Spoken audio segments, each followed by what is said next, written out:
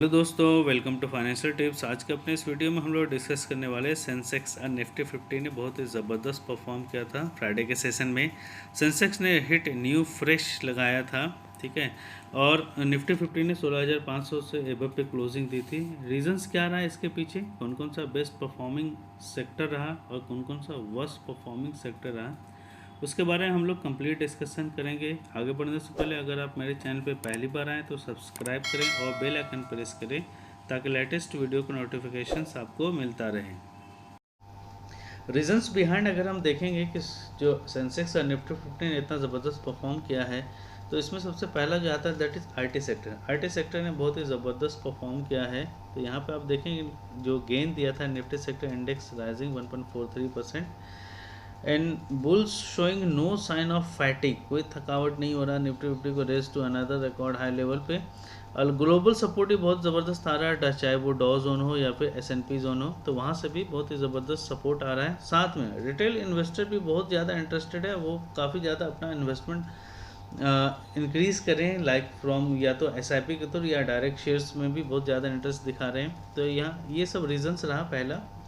Second की अगर हम बात करें that is banking and financial stocks, इसने भी बहुत ज़बरदस्त परफॉर्म किया है। तो बैंकिंग की अगर हम बात करें that is banking financial stock boom after finance minister Nirmala Sitharaman assured industrialist continued liquidity support.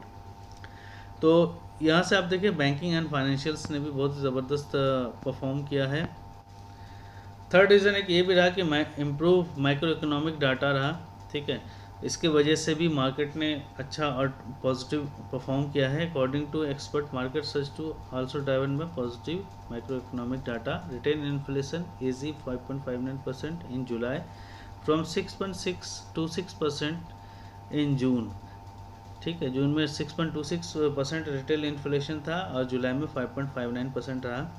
While industrial products surged 13.6% in June, mainly due to low base effect and good performance by manufacturing, mining and power sector.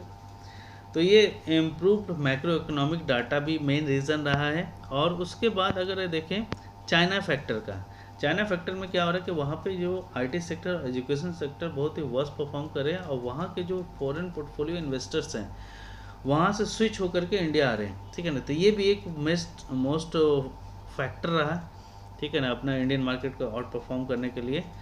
तो वहाँ से देखिए आप regular crackdown in China had led to foreign investor redirecting money into equities in India and other emerging market analyst noted, ठीक है ना। उसमें वहाँ पे चाइना में IT सेक्टर और एजुकेशन सेक्टर का बहुत वर्स्ट परफॉर्मेंस रहा है। तो वहाँ से मोस्टली फॉरेन इन्वेस्टर्स वहाँ से अपना मनी को वहाँ से निकाल के, पैसे निकाल के इंडियन मार्केट में या अदर इमर्जिंग मार्केट में लगा रहे हैं। तो ये भी एक मेन फैक्टर रहा अपना सेंसेक्स और निफ्टी 50 का आउट परफॉर्मेंस का। टॉप गेनर्स की अगर हम बात करेंगे तो यहाँ से आप देखेंगे टाटा कंज्यूमर प्रोडक्ट्स, ये टॉप गेनर्स में रहा था, 4.29% यहाँ पे इंक्रीज हुआ था। और यहाँ पे अगर आप देखें 5 day performance 3 day green and 2 day red में क्लोज हुआ था।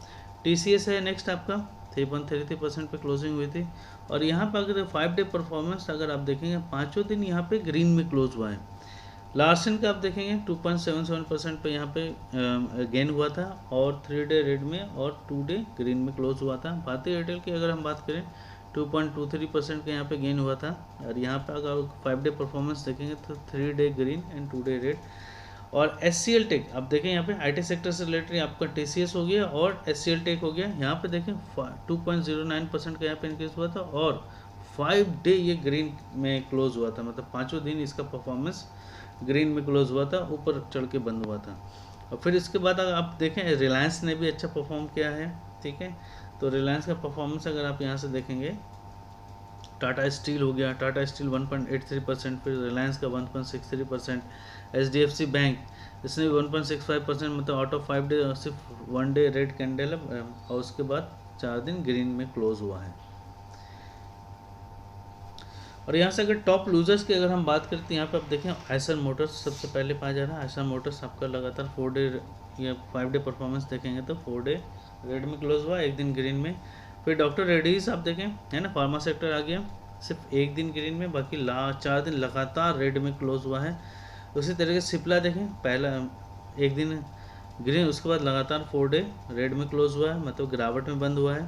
ठीक है, तो आप इस तरीके से देख सकते हैं। पावर ग्रिड भी यहाँ पे आप देख सकते हैं, यहाँ पे गिरावट आया है, ब्रिटानिया में भी गिरावट आया है, एफएमसीजी सेक्टर में भी, और इंडसइंड बैंक में भी गिरावट आया है।